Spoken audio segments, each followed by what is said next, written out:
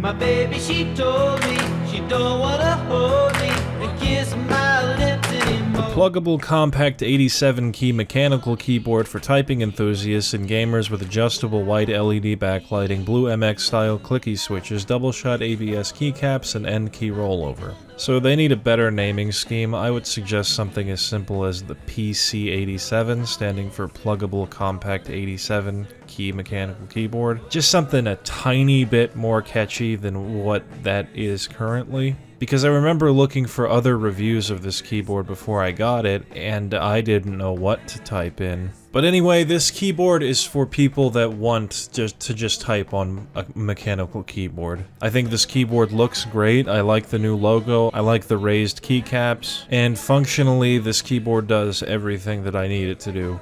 Except the enter key is a little fucked up. I kinda have to slam it down in order for it to just do it once. If I just press the enter key, it will count as several inputs. So if you have a similar issue to that, just slam the fucking enter key down like it's the motherfucking like button and you should be fine. But yeah, if you've never used a mechanical keyboard or you just want blue switches, this keyboard is fine.